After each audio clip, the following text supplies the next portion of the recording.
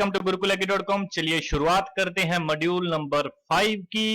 Live stock का 5 module है और इसमें पूरा ही हम मिल्क के बारे में पढ़ने वाले हैं। ठीक है जी, तो चलिए शुरुआत करते हैं। तो सबसे पहले world milk day. World milk day कब मनाया गया था? 1 जून को। ठीक है, 1 जून को वर्ल्ड मिल्क डे था। और ये जो वर्ल्ड मिल्क डे है, तो अगर नेशनल मिल्क डे देखें तो यह 26 नवंबर को। 26 नवंबर को हमारे इंडिया के मिल्कमैन ऑफ इंडिया, ठीक है, मींस डॉक्टर वर्गीश कुरियन। ठीक है, डॉक्टर वर्गीश कुरियन का बर्थ एनिवर्सरी होता है, तो उनकी याद में हमारे इंडिया में ये जो नेशनल मिल्क डे है ये मनाया जाता है 26 नवंबर को। और ये 26 नवंबर को मनाना शुरू कब किया गया था? और ये किया गया था 2014 में। बेसिकली बीजेपी की सरकार आने के बाद 2014 में इनका 26 नवंबर को इनकी बर्थ एनिवर्सरी के ऊपर नेशनल मिल्क डे, ठीक है, हर साल मनाया जाता है। ओके, ये रहे हमारे डॉक्टर वर्गीश कुरियन, ठीक है, जो कि इनकी जो डेथ हुई थी वो हुई जो 2012 में। ठीक है, लेकिन इनको काफी जो अवार्ड्स मिले थे वो एग्जाम पॉइंट ऑफ व्यू से अवार्ड इंपोर्टेंट हो जाते हैं। जैसे कि इन्हें वर्ल्ड फूड प्राइज, ठीक है, वर्ल्ड फूड प्राइज मिला था, वो मिला था 1989 में। और इन्हें एक फिलीपींस का अवार्ड आता है, ठीक है, वो अवार्ड होता है Roman Magsaysay award. Roman Magsaysay award, ठीक है, वो भी इन्हें मिला था। और ये वैसे इन्हें बहुत अवार्ड मिले थे, जैसे पद्म विभूषण, पद्म भूषण एंड श्री पद्मा, सॉरी पद्माश्री, ये भी अवार्ड इनको मिले थे। और भी बहुत सारे अवार्ड मिले थे, लेकिन एग्जाम पॉइंट ऑफ व्यू से ये 2 अवार्ड बहुत इंपॉर्टेंट हैं। ठीक है, इनके अलावा जो हमारे इंडिया के father of the green revolution doctor M S. Swaminathan को भी ये दोनों अवार्ड मिल चुके हैं। Doctor M S. स्वामीनाथन को वर्ल्ड फूड प्राइज मिला था 1987 में, जो कि इनको मिला था 2 साल बाद। ठीक है, इनको मिला था 2 साल बाद। ओके, और ये है हमारे father of the white revolution of India, white revolution, operation flood. इसके बारे में भी हम आगे पढ़ेंगे, ऑपरेशन फ्लड कब शुरू हुआ था और ये क्या था। ठीक है, तो चलिए सबसे पहले ऑपरेशन फ्लड से शुरू करने से पहले जो दिल्ली मिल्क स्कीम थी, जो कि 1959 में आईसीआर के अंडर हमारे गवर्नमेंट ऑफ इंडिया के द्वारा शुरू की गई थी। ये एक गवर्नमेंट ऑफ इंडिया का फेलियर इसे आप कह सकते हो, फेल इसे कंसीडर कर सकते हो, क्योंकि ये काफी लॉस में चल गई थी। ठीक है, करंटली ये लॉस में चल रही थी। तो यहाँ पे 2018 में गवर्नमेंट ऑफ इंडिया ने इसे लीज पे दे दिया, और वो लीज पे दे दिया अमूल को। ठीक है, ये अमूल को दे दिया। ये बेसिकली हमारे जो एनसीआर, ठीक है, जो एनसीआर रीजन है, उसको मिल्क की सप्लाई वहां पे बढ़ाने के लिए ये स्कीम चलाई गई थी। ठीक है, और इस स्कीम के फेलियर के रीजन ये रहे कि जो स्कीम में फंड और लोन जो प्राइवेट शॉपकीपर और जो थे उनको जो प्रोवाइड किया जा रहा था वो हद से ज्यादा प्रोवाइड कर दिया, और वो वापस से रीपे नहीं कर पाए, और विदाउट एनी लीगल कोई भी एग्रीमेंट के बिना उन्हें सीधा ही लोन प्रोवाइड कर दिया, और वो अब लॉस में चल गई। लेकिन अब ये अमूल के अंडर है और ये 30 इयर्स तक के अंतर्गत है। एग्जाम पॉइंट ऑफ व्यू से इसीलिए इंपॉर्टेंट है क्योंकि ये लेटेस्ट है और 2018 में ही इसे दिया गया था।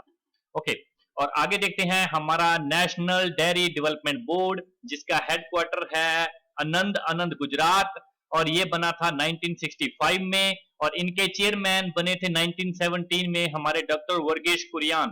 ठीक है, डॉक्टर वर्गीश कुरियन इनके चेयरमैन बने थे 1917 में, और चेयरमैन बनते ही ऑपरेशन फ्लड शुरू हो गया था। और ऑपरेशन फ्लड जो फंडिंग किया गया था वो वर्ल्ड बैंक के द्वारा और यूरोपियन इकोनॉमिक कम्युनिटी के द्वारा। और ये जो ऑपरेशन फ्लड था, बेसिकली इसमें क्या था कि इसका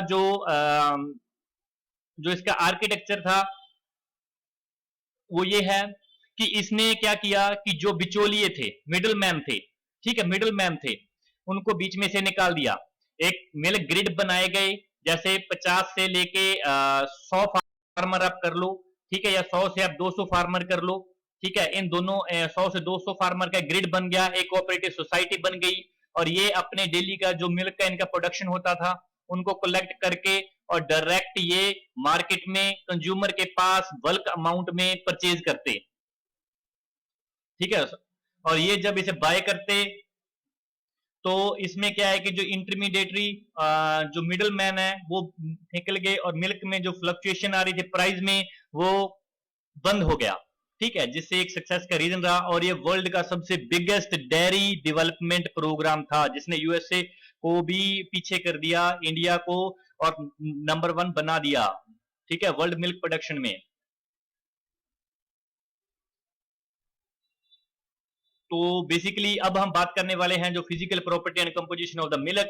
फिजिकल प्रॉपर्टी जैसे मिल्क फैट की बात करें, मिल्क फैट अगर देखा जाए तो वैसे तो ये इंपॉर्टेंट होती ही है, और ये विटामिन के रूप में भी ये इंपॉर्टेंट होती है, क्योंकि जो फैट सोलुबल विटामिन होते हैं जैसे vitamin A, vitamin D, vitamin E, vitamin के, तो इनका क्या होता है कि ये फैट सोलुबल होते हैं, और ये मिल्क की फैट के साथ जो इनका डाइजेस्टिबिलिटी है और यो एब्जॉर्प्शन इनकी जो क्विकली हो जाती है, और ये डाइजेस्ट इजिली हो जाते हैं, ठीक है। और अगर बात की जाए वाटर सोलुबल की, वाटर सोलुबल विटामिन कौन से होते हैं, और जो वो होते हैं हमारा बी के बी कॉम्प्लेक्स के, जैसे B1 थियामिन, B2 रिबोफ्लाविन, और बाकी सी, ठीक है, बी और बी के सभी कॉम्प्लेक्स वाले, और बाकी सी, ये दोनों होते हैं विटामिन वाटर सोलुबल, और बाकी के ये वाले होते हैं फैट सोलुबल। और साथ ही मिल्क में जो पॉली अनसैचुरेटेड फैटी एसिड पूफा भी पाया जाता है, इसकी ग्रेट न्यूट्रिशनल इंपॉर्टेंस होती है। और साथ में बात करें फ्रीजिंग की, जो इसका फ्रीजिंग टेम्परेचर है, यहाँ पे देखो, यहाँ पे काऊ का और बफेलो का, इन दोनों का माइनस, ये कुछ ज्यादा डेप्थ में बताया गया है कि -0.512 से लेके -0.572 डिग्री सेल्सियस तक। लेकिन यहाँ पे आपको इतना अभी डेप्थ में याद रखने की जरूरत नहीं है, आप स्टार्टिंग फ्रीजिंग पॉइंट याद रख सकते हो, वो है -0.5 इतना डिग्री सेल्सियस, बस इतना याद रख लो। एग्जाम पॉइंट एग्जाम के नजदीक आके थोड़ा सा इसे देख लेना, ठीक है, आपके याद हो जाएगा, एटलीस्ट अभी के लिए इतना काफी है। Boiling point simple 100 degree Celsius, बस बहुत है। ये वाला देखना हुआ तो एग्जाम के नजदीक जाके आप देख सकते हो, क्योंकि एएफओ में क्या होता है कि बड़ा बारीकी से भी जो ऑप्शन होते हैं वो भी आ जाते हैं, यहाँ पे ये भी चांसेस है कि 100 डिग्री सेल्सियस और 100.70 डिग्री सेल्सियस दोनों ही ऑप्शन में आपको मिलने के पूरे पूरे चांसेस होते हैं, ठीक है। लेकिन अभी के लिए इतना काफी है, एग्जाम के नजदीक जाके आप इसे दोबारा देख सकते हो। ओके, अब बात करेंगे मिल्क जो स्लाइटली एसिडिक होता है, जिसकी पीएच होती है 6.5 से 6.7, और वाटर की बात करें, एवरेज अगर स्पीशीज की बात करें वो होती है 84 से 87%। परसेंटेज की बात हो रही है, और यहाँ पे क्या है कि यहाँ पे कम भी हो सकता है, जैसे शीप में 80% तक पाया जाएगा, ठीक है, मेयर में सबसे ज्यादा पाया जाता है, एस में सबसे ज्यादा, उससे कम पाया जाता है, ठीक है। उसी पर चलो, ये टेबल ही हमारे सामने आ गया, इसी के ऊपर पूरा डिस्कशन करते हैं। बहुत ही इंपॉर्टेंट ये टेबल है। पिछले 2 साल में अगर एएफओ का, नबार्ड का और आरआरबीएसओ के एग्जाम को देखा जाए तो लगातार इसमें से एक साल में पूछे जा चुके हैं, ठीक है, 18 वाले में, एएफओ में। और ये टेबल बहुत इंपॉर्टेंट है, इसको याद कैसे करना है, चलिए देखते हैं। तो आपको वैल्यूज इतनी याद नहीं करनी है, हाईएस्ट और लीस्ट, ठीक है, एटलीस्ट 2 हाईएस्ट या 2 लीस्ट तो मिनिमम आपके इस टेबल में से याद होने ही चाहिए। तो इनको याद कैसे करेंगे, तो चलिए देखते हैं। हाँ जी, तो सबसे पहले स्पीसीज की बात करें तो सबसे पहले आता है ये वाले हैं जो स्पीसीज हैं, और अगर कंपोनेंट की बात करें तो आता है वाटर।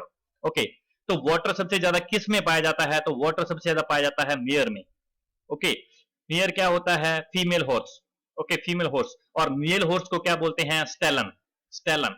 ओके, तो जो फीमेल जो हॉर्स है उसमें सबसे ज्यादा पाया जाता है वाटर, और इसी के जो सेम इसकी जीनस का एस, ठीक है, एस में क्या पाया जाता है, सेकंड हाईएस्ट, सेकंड हाईएस्ट, ठीक है, और ये होता है 89.03।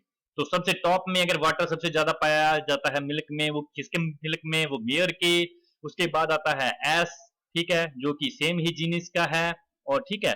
और यहाँ पे एक टर्म फर्स्ट मॉड्यूल में था म्यूल, ठीक है, म्यूल आपको खच्चर, खच्चर इसका पता ही होगा, ठीक है।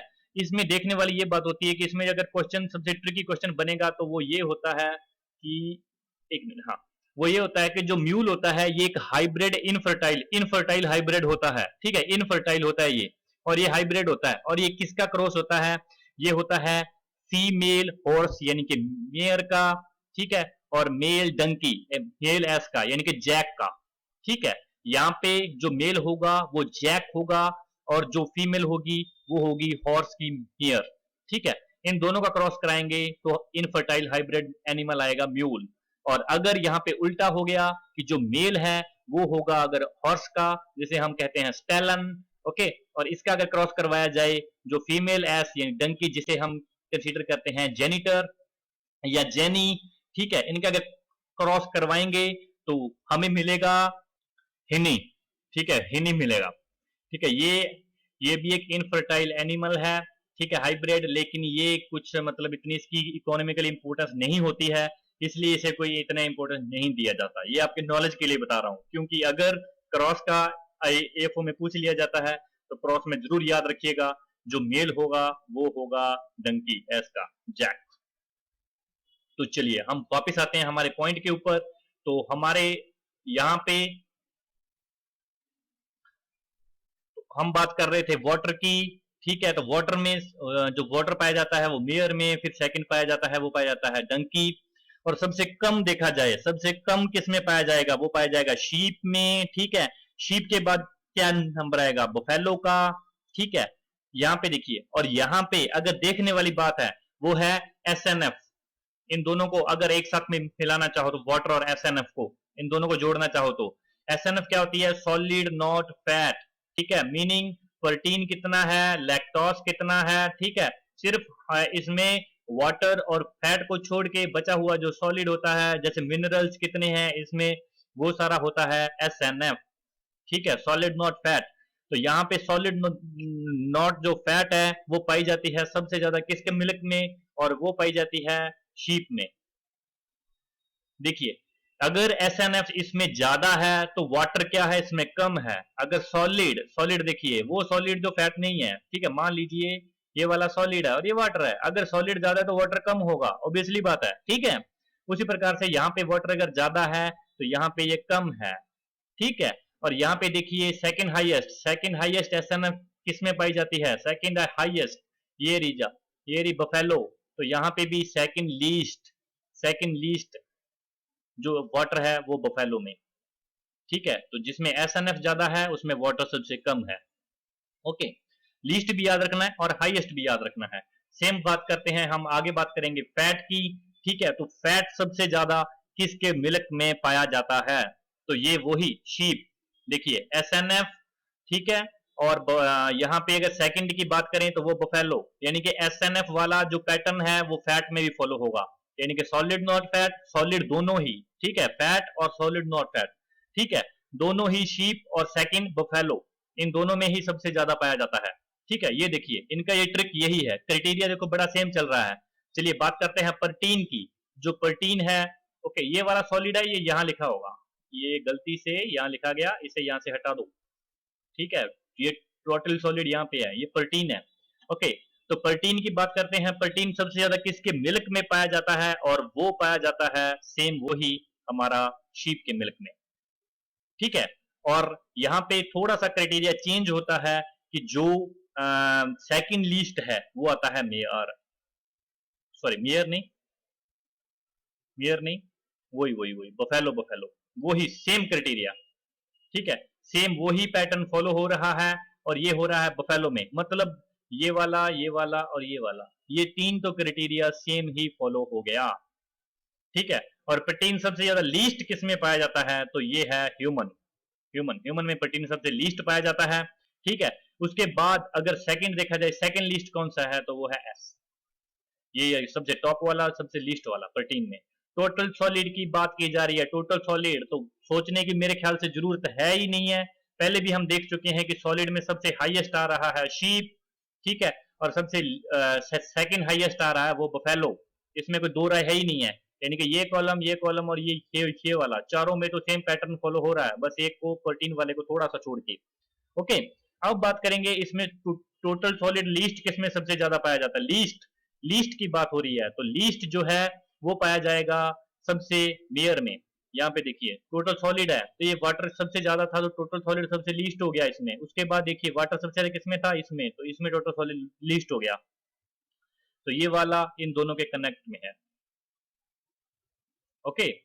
तो सेम एसएनएफ में हाईएस्ट बात कर चुके हैं, लीस्ट की बात करेंगे, लीस्ट की, तो लीस्ट जो एसएनएफ है तो ये है कैमल में लीस्ट है, और कैमल के बाद गॉट, इसका जो क्राइटेरिया है वो नया वाला शुरू हुआ है, ठीक है, यहाँ पे कैमल और फिर गॉट, ठीक है। लैक्टोस की बात की जाए, लैक्टोस तो लैक्टोस मेरे ख्याल से आप सबको पता ही होगा, ये तो जो ह्यूमन का मिल्क है उसमें सबसे ज्यादा पाया जाता है। स्वीट, ये शुगर की फॉर्म होती है, ठीक है। तो ह्यूमन के मिल्क में लैक्टोस सबसे ज्यादा पाया जाता है, और ह्यूमन के बाद बात की जाए तो वो है मेयो। ओके, और अगर सबसे लीस्ट बात की जाए तो वो है कैमल में, और सेकंड लीस्ट की बात की जाए तो सेकंड लीस्ट है और वो है हमारा गॉट में, ठीक है। और जो एस की बात करें तो ये इसमें वही आप ह्यूमन कर सकते हो, ये इतना इंपॉर्टेंस है नहीं है, लेकिन फिर भी इसके टॉप वाले याद कर लो, मेरे ख्याल से वो ज्यादा बेटर रहेगा। और टॉप है इसमें शीप, ठीक है, और उसके बाद है गॉट। और लीस्ट की बात करना चाहो तो इसमें ह्यूमन और ऐश, ये वाला ह्यूमन और ऐश और भी एक जगह फॉलो हो रहा था, और वो था हमारा प्रोटीन, ठीक है। मेरे ख्याल से टेबल आपको समझ में आ गया होगा याद कैसे करना है, ठीक है। और आगे आगे हम बात करेंगे average composition of the milk, some important milch breed. Milch breed कौन सी ब्रीड होती है? जो दुगारू पशु होते हैं, दूध देने वाले पशु, दुगारू पशु, ठीक है। तो अब बात करते हैं स्पीसीज की, तो चार यहाँ पे स्पीसीज है। रेड सिंधी, ठीक है, इंडिजीनियस टू हमारे इंडिया पाकिस्तान, ठीक है। और आगे बात आती है यहाँ पे जर्सी, और फिर एचएफ ब्रीड की, और फिर क्रॉस ब्रीड की। क्रॉस ब्रीड में कौन कौन से आएंगे? कर्न फ्राई, ठीक है, कर्न स्विस, ठीक है। तो ये वाले क्रॉस ब्रीड, तो इन चारों की बात करने वाले हैं। यहाँ पे देखिए पैटर्न बड़ा कॉमन सा फॉलो होने वाला है। यहाँ पे देखिए फैट की बात करेंगे। फैट का आपको पता है, जर्सी का जो मिल्क है उसमें जो कंपोनेंट है वो काफी रिच होती है, ठीक है। तो फैट फैट सबसे ज्यादा किसमें पाई जाती है? जर्सी में। सबसे लीस्ट एचएफ में, क्योंकि इसकी तो सिर्फ जो यील्ड है, प्रोडक्टिविटी मिल्क की वो ज्यादा है, न्यूट्रिशनल वैल्यू इसकी मिल्क की इतनी नहीं होती है, ठीक है। तो जर्सी की जो न्यूट्रिशनल वैल्यू है वो काफी ज्यादा होती है। तो यहाँ पे हाईएस्ट रहा जर्सी, और लीस्ट रहा एचएफ, ठीक है। तो यहाँ पे अगले वाला हम देखेंगे, अगले वाले में जो प्रोटीन आएगा हमारे पास, प्रोटीन सबसे ज्यादा किसके मिल्क में पाया जाता है? और वो है जर्सी, सेम वही। और सबसे कम किस में पाया जाता है? और वो है एचएफ, ठीक है। तो दोनों ही एग्जॉटिक हैं, ठीक है। टोटल सॉलिड की बात करें तो इसमें तो वही आएगा जो पहले आ चुका है, फैट और प्रोटीन, ठीक है, वही सेम वाला, हाईएस्ट जर्सी और लीस्ट एचएफ। इसे भी कुछ याद करने की जरूरत है नहीं है, तीनों में same column same pattern follow हो रहा है, ठीक है। हाँ, एसएनएफ में देखिएगा, एसएनएफ में थोड़ा सा हल्का सा चेंज आएगा। एसएनएफ किसमें हाईएस्ट है? हमारे जर्सी में, ठीक है। और लीस्ट की बात करी जाए तो वो आ गया क्रॉस ब्रीड, ठीक है। क्रॉस ब्रीड में एसएनएफ सबसे कम पाई जाती है, ठीक है। और आगे बात करते हैं लैक्टोस की। लैक्टोस किसमें हाईएस्ट पाया जाता है? ये तो है जर्सी, लेकिन अगर सबसे लीस्ट की बात करें तो लीस्ट पाया जाता है और वो है रेड सिंधी, ठीक है। बस लैक्टोस सबसे कम, इसमें हाईएस्ट तो अभी तक जर्सी ही रहा है। लीस्ट में यहां तक 3 तक था एचएफ, और एसएनएफ में आके आ गया क्रॉस ब्रीड, और लैक्टोस में आके आ गया रेड सिंधी, ठीक है। और इनका ये आप याद कर सकते हो, दो दो का सेम है, कोई भी हाईएस्ट कोई भी लीस्ट नहीं है। बस ये देख सकते हो रेड सिंधी और जर्सी में जो एश है वो ज्यादा है और दूसरे में कम है, ठीक है। तो चलिए टोटल जो मिनरल होते हैं ह्यूमन के लिए एसेंशियल चाहिए होते हैं वो होते हैं 22, लगभग सारे मिल्क में पाए जाते हैं।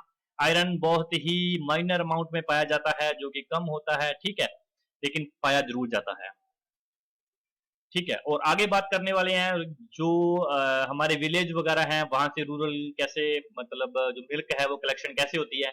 तो अगर नॉर्मल सर्वे की देखा जाए तो इंडिया के जो फार्मर एंड लैंडलेस लेबर हैं, इनमें एवरेज इंडिया में हर एक हाउस होल्ड हो, एनिमल लेबर, लैंडलेस लेबर के पास 1 से 5 हिल्च एनिमल हैं, ठीक है।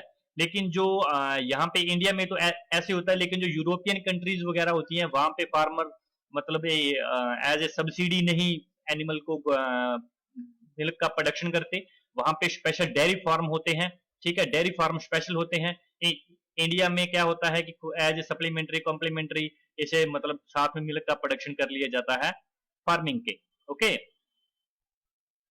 तो यहाँ पे जो मिल्क की प्रोडक्शन अगर काउंट करनी शुरू की जाती है कि मिल्क का जो प्रोडक्शन जो है वो कब से शुरू है, तो कैल्विन के 3 दिन बाद, 3 दिन तक कोलेस्ट्रम होता है, और 3 दिन के बाद जो मिल्क है वो कोलेस्ट्रम फ्री हो जाता है। तो एग्जाम में अगर ये पूछा जाता है तो कितने टाइम बाद जो मिल्क है वो कोलेस्ट्रम फ्री हो जाता है, तो वो होता है 72 आवर्स, जिसे हम 3 दिन भी कंसीडर करते हैं, ओके। और जो मिल्क है इसे जैसे मिल्किंग डन होती है, मिल्किंग कोई भी करता है, जैसे ऑटोमेटिक करते हैं, चाहे आप किसी मशीन के द्वारा मिल्किंग कर रहे हो, ठीक है, तो उसके 3 घंटे के अंदर अंदर उसे जो प्रोसेसिंग है उसे चिलिंग टेम्परेचर में उसे रखा जाना चाहिए, ठीक है। तो यहाँ पे जो ट्रांसपोर्टेशन है, इंडिया में 3 टाइप के मिल्क के ट्रांसपोर्टेशन ट्रांसपोर्टेशन होते हैं, ठीक है। अगर मिल्क की जो प्रोडक्शन है, जो कलेक्शन है, वो हमारी 2000 लीटर तक है, अगर कलेक्शन 2000 लीटर तक है तो उसे कैन के द्वारा, और अगर वही 2000 से 5000 तक है तो उसे लीटर में बात हो रही है, तो वहां पे टैंकर के द्वारा, ठीक है। रेल टैंकर भी यूज किए जाते हैं, 10,000 अगर लीटर से ज्यादा कलेक्शन है, ठीक है, और डिस्टेंस ज्यादा है, तो यहाँ पे नेशनल मिल्क ग्रिड बना के और रेल टैंकर के द्वारा भी ट्रांसपोर्ट किया जाता है। चिलिंग सेंटर की कब जरूरत पड़ती है, ठीक है, जब कोई मिल्क की कलेक्शन पर डे हम 30,000 से ज्यादा या 30,000 तक सीटर हमारे पास मिल्क का कलेक्शन हो रही है, तो चिलिंग सेंटर बना दिए जाते हैं, ताकि वहां से ग्रिड बना के वहां से मिल्क का ट्रांसपोर्टेशन आगे की तरफ किया जा सके धीरे धीरे, ठीक है। ओके, चिलिंग सेंटर में जो इक्विपमेंट यूज होते हैं, ठीक है, कौन कौन से, सरफेस कूलर और प्लेट कूलर। जो प्लेट कूलर होता है, अगर मिल्क की कलेक्शन हमारे पास 30,000 लीटर से ज्यादा है तो प्लेट कूलर करेंगे, वरना सरफेस कूलर करेंगे, ठीक है। तो यहाँ पे आती है grading of the milk of the chilling centre. तो बेसिकली ग्रेडिंग क्या होती है, तो मिल्क का जो प्राइस है वो उसके ग्रेड बेस पे डिसाइड होता है, क्या उसका ग्रेड है, क्या उसकी क्वालिटी है, उसे चेक करते हैं इसमें कोई मिलावट तो नहीं है, तो उसमें अलग अलग मेथड होते हैं ग्रेडिंग के लिए, ठीक है। तो यहाँ पे हम देखने वाले हैं इसकी जो वैल्यूज होती हैं, जैसे एक जो मेथड होता है वो होता है ऑर्गेनो लैप्टिक टेस्ट, ठीक है, ऑर्गेनोलेप्टिक टेस्ट होता है। इसमें बेसिकली क्या होता है कि स्मेल चेक करते हैं, टेस्ट चेक करते हैं, ठीक है, एमबीआर टेस्ट, सेडिमेंट्स, ये सब चेक करते हैं, ठीक है। और इसमें जो स्मेल वगैरह है वो ऐसा नहीं है कि आप एक गिलास मिल्क ले रहे हो और उसकी स्मेल को चेक कर रहे हो, इसमें ऐसा नहीं होता है, क्योंकि आपको उसमें स्मेल का पता भी नहीं चलेगा। लेकिन जो बड़े बड़े टैंकर होते हैं, कैन होते हैं, उनको पहले शेक किया जाता है और उसमें से पूरे के पूरे ट्रेन नोइज के द्वारा उसे चेक किया जाता है स्मेल से। और बाकी भी उसमें आगे इसके बहुत सारे कंपोनेंट होते हैं, ठीक है, ऑर्गेनोप्टिक टेस्ट के। तो उसमें जो ऑप्टिमम वैल्यूज यहाँ पे दी हुई है ये आपको याद रखनी है, ठीक है। जो टेम्परेचर होता है वो 5 डिग्री सेल्सियस के ऊपर ये करते हैं। एमबीआर जो टेस्ट होता है, इसकी फुल फॉर्म होती है methyl blue dye reduction test, ठीक है। इसमें ब्लू कलर का एक मिल्क में ऐड करके चेक करते हैं, ठीक है, ज्यादा डेप्थ में जाने की जरूरत नहीं है, बस ऑप्टिमम वैल्यू आप इसमें याद रख सकते हो, ठीक है। तो ग्रेडिंग में एक टर्म यूज होती है प्लेटफॉर्म टेस्ट। प्लेटफॉर्म टेस्ट में ये होता है कि एसेंशियली जितने भी टेस्ट जरूरत होते हैं, ठीक है, उन सब टेस्ट को परफॉर्म किया जाता है, ठीक है, क्वालिटी चेक करने के लिए, ठीक है। और ये बेस्ट वे होता है क्वालिटी चेक करने का। इसमें मिल्क को रिजेक्ट करना है, एक्सेप्ट करना है, ये सब के ये वाले टेस्ट में डिसाइड होता है। ओके, आगे हम बात करते हैं standard and the designation of for the various market of the milk. तो यहाँ पे बहुत ही इंपॉर्टेंट बात करने वाले हैं, क्योंकि ये जो रूल्स हैं, नॉर्म्स हैं, ये हैं हमारे एफएसएस के, ठीक है। FSS food and safety, sorry, food safety and standards authority of India, ठीक है, food safety and standard authority of India, जिसे आप F S A I, F S S A I के बारे से भी जानते होंगे, ठीक है।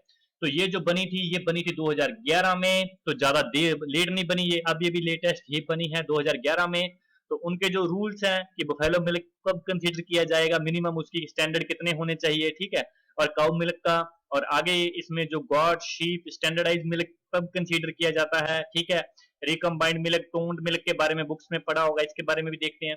तो चलिए शुरुआत करते हैं। तो बफेलो मिल्क का जो है, बफेलो मिल्क में मिनिमम जो फैट होनी चाहिए वो 5 से 6%, और जो मिनिमम एस एन एफ होनी चाहिए वो होनी चाहिए 9%, ठीक है।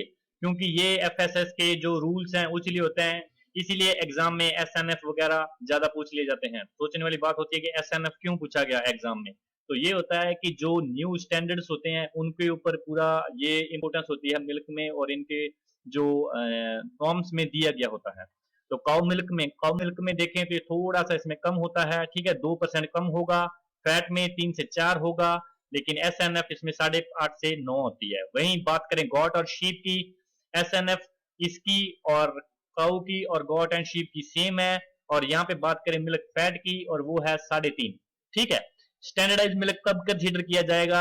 जब उसकी फैट 4.5% है और जो मिनिमम उसमें SNF है वो है 8.5%। ओके।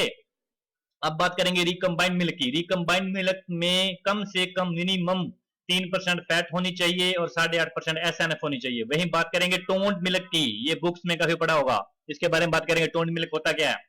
तो पहले इसमें जो मिनिमम फैट है वो होती है 3% और मिनिमम इसमें मिल्क जो SNF होनी चाहिए वो होती है 8.5%। तो टोन्ड मिल्क का अगर सबसे पहले क्रेडिट देखें, क्रेडिट किसको जाता है, तो वो क्रेडिट जाता है डॉक्टर डी एन खुरोडी।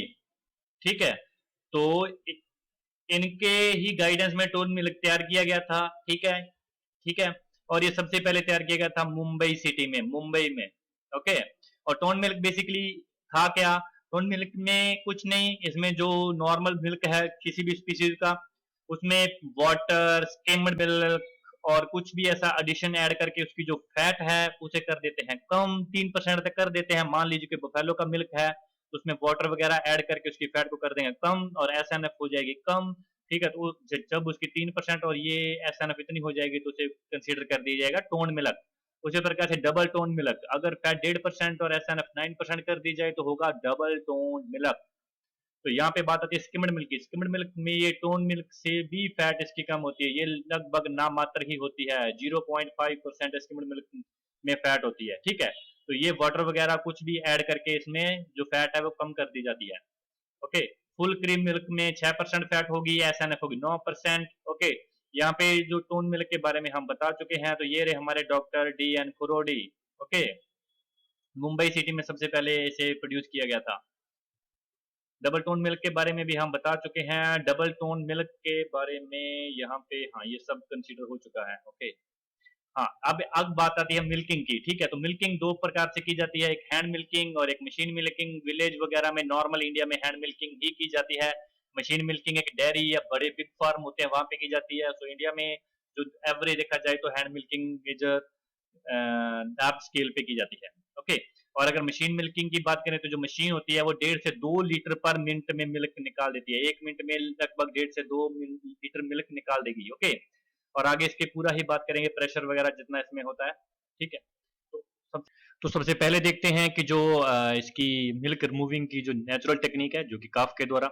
ठीक है। और फिर हम देखेंगे जो कि मशीन के द्वारा। ठीक है।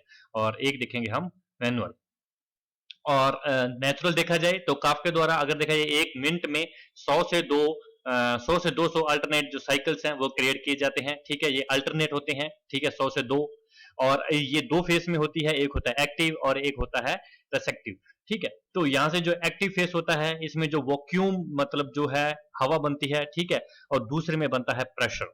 ठीक है। ये बिल्कुल एक दूसरे के अल्टरनेट होते हैं। तो जो रेसेक्टिव फेस में जो 20 mm Hg, 20 mm Hg ये क्या है? ये यूनिट्स है। ठीक है। प्रेशर को मापने की। इन्हें मिलीमीटर ऑफ मर्करी भी बोला जाता है। जो बारोमीटर, आपको थोड़ा सा भी अगर किसी ने हमरा सुंदा वगैरह पड़ी होगी तो बारोमीटर जो प्रेशर को मापने में काम आता है ये लगा होता है मिल्किंग मशीन में। ठीक है। तो ये उसकी यूनिट्स हैं। ठीक है। 20 Hg, तो 20 mm Hg प्रेशर बनता है उसके बिल्कुल टीथ के एंड के ऊपर। और टोटल एक काफ के द्वारा अगर प्रेशर देखा जाए तो वो काफी हाईएस्ट होता है, 535 mm Hg प्रेशर वो क्रिएट कर देता है, टोटल अप्लाई कर देता है। जबकि अगर हैंड मिल्किंग की बात की जाए तो 310 mmHg होगा। और वहीं पे अगर मैकेनिकल मिल्किंग प्रेशर की बात की जाए तो 350 से 400 mmHg होगा, जो कि काऊ के लिए अलग होना चाहिए और बफेलो के लिए अलग होना चाहिए। तो बात करते हैं यहाँ पे मैनुअल की। ठीक है। काऊ और बफेलो के लिए वहां पे पिछली वाली स्लाइड में लिखा हुआ था, वो थोड़ा देख लीजिएगा। ठीक है। और यहाँ पे बात करेंगे अगर मैनुअल मेथड की। ठीक है। कितने होने चाहिए? तो मैनुअल मेथड होती है ये होती है बेसिकली चार टाइप की। यहाँ पे लिखे गए हैं 3 और यहाँ पे एक और होता है और वो होता है फुल हैंड मिल्किंग। यहाँ पे full hand milking, full hand milking. Okay. ठीक है। फुल हैंड मिल्किंग ये प्रेफर किया जाता है इन चारों की तुलना में, ठीक है। अगर मैनुअल मिल्किंग हो रही है तो इन चारों में सबसे ज्यादा प्रेफर किया जाएगा, वो किया जाएगा फुल हैंड मिल्किंग, ठीक है। फुल हैंड मिल्किंग में क्या होता है कि जो टीथ होता है, ठीक है, उसको पूरे पांचों उंगलियों से ग्रास्प कर लिया जाता है और जो प्रेशर है वो अपनी हथेली के अपोजिट लगाते हैं, ठीक है, हथेली के अपोजिट। तो यहाँ पे थंब का यूज नहीं होता है, ठीक है, और ये सबसे इजी और सबसे अच्छा मेथड माना जाता है, ठीक है, फुल हैंड मिल्किंग। फिस्टिंग और ये नॉकलिंग ये दोनों लगभग सेम है, इसमें बस जो इनसेक्लिंग होती है वो होती है फिंगर से, और इसमें जो है थंब है उसका यूज करते हैं टीथ के कैनाल के अगेंस्ट, ठीक है। और स्ट्रिपिंग आगे भी हम देखते हैं इनका। यहाँ पे ये देखिए, यहाँ पे जो है ये फुल हैंड मिल्किंग का ही दिखाया गया है, ठीक है। कि स्टार्टिंग में ये आप 4 से 9 स्टेप देखिए, ये देखिए सबसे पहले ऐसे पांचों उंगलों से ऐसे पकड़ेंगे, ठीक है, टीथ को, और फिर ये देखिए ये पूरा कवर कर लिया, और फिर उसे देखिए कि यहाँ प्रेशर लगाया गया है और फिर यहाँ पे छोड़ा गया है, यहाँ पे अंगूठे का यूज हुआ ही नहीं है, ये देखिए, ठीक है। तो यहाँ पे ये पूरा का पूरा फुल हैंड मिल्किंग का एग्जाम्पल आपके सामने है, ठीक है। अब बात करेंगे स्ट्रिपिंग की। स्ट्रिपिंग में क्या होता है कि उंगलों से ये देखो ऐसे टीथ को पकड़ लिया जाता है और उसे नीचे की ओर ऐसे ड्रैग आउट किया जाता है, ठीक है। तो इससे क्या होता है कि ये इतना, ये सेकंड आप कह सकते हो, ठीक है, सेकंड नंबर पे, पहले पे फुल हैंड मिल्किंग और सेकंड पे स्ट्रिपिंग, ठीक है। और बात करते हैं इन दोनों की, ये अच्छा नहीं होता है क्योंकि यहाँ देखो यहाँ पे जो प्रेशर है वो थंब के थंब से लगा रहे हैं हम, ठीक है। तो ये कोई इतना अच्छा मेथड नहीं है। ओके, बात करते हैं मशीन की, ठीक है। तो ये होती है हमारी हैंड मिल्किंग मशीन, ठीक है। तो चलिए जी, यहाँ पे हम देखते हैं कि हैंड मिल्किंग जो मशीन होती है काफ़ी हेल्पफुल होती है, लेकिन डेयरी फार्म, बड़े डेयरी फार्म में ये होती है नॉर्मल, इंडिया में एवरेज फार्मर इसे के पास नहीं होती है। तो यहाँ पे बात की जाए, अगर देखा जाए कि अगर quantity of the milk less than 10 litre per day है, ठीक है, और 2 टाइम हम मिल्किंग कर रहे हैं, ठीक है, और जहां पे 10 से ज्यादा मिल्क की है तो हम 3 टाइम फॉलो करनी चाहिए, ठीक है। अगर दिन की किसी भी एनिमल की जो मिल्क की यील्ड है वो 10 लीटर से ज्यादा है तो हम 3 टाइम करेंगे तो मिल्क का जो प्रोडक्शन है वो बढ़ जाएगा 10 से 15%, ठीक है, 10 से 15% बढ़ जाएगा। कंप्लीट मिल्किंग मैनुअल देखा जाए तो 5 से 7 मिनट में हो जाती है, और एक मिल्किंग मशीन प्रेफर की जाएगी जब 10 एनिमल हो और एक एनिमल लीटर देता हो 10 लीटर पर डे, मतलब तकरीबन तकरीबन 100 लीटर पर डे अगर हमारे पास मिल्क का प्रोडक्शन है तो हमें इकोनॉमिकली हमें मशीन मिल्किंग की जरूरत पड़ेगी। एग्जाम पॉइंट ऑफ व्यू से ये एक अच्छा पॉइंट है, प्लीज नोट डाउन कर लीजिएगा। तो अब हम देखते हैं प्रोसेसिंग ऑफ द मिल्क, ठीक है। कौन कौन से ट्रीटमेंट दिए जाते हैं, उन ट्रीटमेंट के बेसिस पे कितना उसका टेम्परेचर होना चाहिए, कितने वो टाइम पीरियड के लिए होने चाहिए, ठीक है। सेकेंड्स में बात हो रही है यहाँ पे, थोड़ा सा ध्यान दीजिएगा। 1800 सेकेंड, 1800 सेकेंड का मतलब ये है कि कम से कम 30 मिनट, 30 मिनट, ठीक है, 30 मिनट, 30 मिनट मतलब 1800 सेकेंड, ठीक है। उस प्रकार से सबसे पहले आती है पास्चराइजेशन, ठीक है। पास्चराइजेशन किसने मतलब ये की थी, तो पास्चराइजेशन ये एट्रीब्यूट की गई थी जर्मनी के साइंटिस्ट थे, और ये इनका नाम था डॉक्टर सॉक्स हल्ट, ठीक है। तो ये 1888 में इन्होंने पास्चराइजेशन को एट्रीब्यूट किया था, ओके। और एक फ्लैश पास्चराइजेशन होती है जिसे 161 डिग्री फारेनहाइट, सेल्सियस नहीं है, फारेनहाइट है, ठीक है, 15 सेकंड तक, ठीक है। तो उसे बोलेंगे हम फ्लैश पास्चराइजेशन, ओके। तो सबसे तो चलिए दोबारा आते हैं हम पास्चराइजेशन के ऊपर, ठीक है। तो pasteurization, thermization, sterilization, ultra pasteurization and ultra heat treatment, okay. तो यहाँ पे जो प्रोसेस है ये है LTLT। तो देखने वाली बात है, LTLT इसका मीनिंग है लो ट्रीटमेंट लॉन्ग टाइम, ठीक है। मतलब जो sorry, low temperature long time, T से, यहां से लो, इससे टेम्परेचर, लॉन्ग और टाइम, ठीक है। यानी कि टेम्परेचर कम होगा और जो टाइम है वो होगा ज्यादा, ठीक है। उसी प्रकार से अगर हम जो प्रोसेस देते हैं वो देते हैं HTST, तो इसका मतलब है हाई टेम्परेचर शॉर्ट टाइम, ठीक है। टाइम देखिए 15 से 20 सेकंड ही आ गया, टेम्परेचर है वो हाई हो गया। उसी प्रकार से अगर हम HTST करीम में देते हैं तो जो टेम्परेचर है वो ज्यादा बढ़ जाएगा, टाइम पीरियड उतना ही है, ठीक है।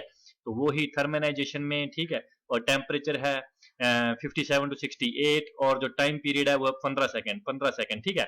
सबसे कम टेम्परेचर जो होता है और वो होता है UHT में 1 to 6, उसके बाद आता है अल्ट्रा पास्चराइजेशन में 2 से 4 सेकंड, ठीक है। और सबसे लॉन्ग जो टेम्परेचर होगा वो होगा pasteurisation process under the LTLT, ठीक है, ओके। ये हमने समझ ही लिया। उसके बाद आता है effect of the temperature on the bacterial multiplication. यहाँ पे फैक्टर है, ठीक है, फैक्टर है, ये एक यूनिट में आप कंसीडर कर सकते हो। जैसे अगर टेम्परेचर जो है मिल्क को अगर हम 18 घंटे तक 0 डिग्री टेम्परेचर पे रखा जाए तो एक यूनिट, ठीक है, एक फैक्टर है ये, ठीक है। तो 0 डिग्री टेम्परेचर पे जो बैक्टीरिया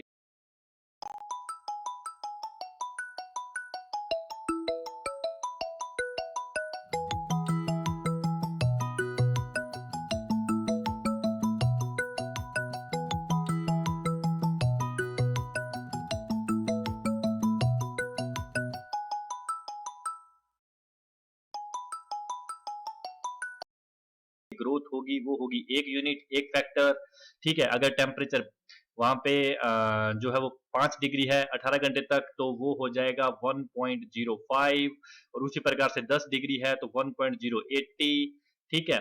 और वहां पे अगर है 15 डिग्री सेल्सियस है तो वही हो जाएगा 10, ठीक है। और यहाँ पे 20 है तो यहाँ पे हो जाएगा 200, और 25 है तो ये हो जाएगा लगभग 1,20,000, ठीक है। इसी के साथ हमारा लेक्चर हुआ खत्म ये। और जो डिजीज वाला पार्ट है इस मॉड्यूल में वो हम सभी एनिमल्स की जो डिजीज इंपॉर्टेंट डिजीज हैं, शीप की, गॉट की, काऊ की, बफेलो की, ठीक है, और चिक की, ये पांचों की हम कवर करेंगे, एक लास्ट मॉड्यूल बनाएंगे, ठीक है। क्योंकि सभी अपडेट कर रहे हैं तो डिजीज वाला इसके अंदर करेंगे तो वो थोड़ा कॉम्प्लेक्स हो जाएगा। तो डिजीज वाला जो पोर्शन है वो लास्ट में कवर कर दिया जाएगा। जो इस मॉड्यूल में डिजीज है उसमें से 3 से 4 डिजीज को मैंने पिछले मॉड्यूल में समझा दिया था, तो उसमें से कुछ ही डिजीज होंगी जो नहीं समझ में आ रही होंगी, आपको लास्ट में समझा दिया जाएगा, बिल्कुल लास्ट में डिजीज कवर करेंगे। तब तक के लिए thank you so much, God bless you all.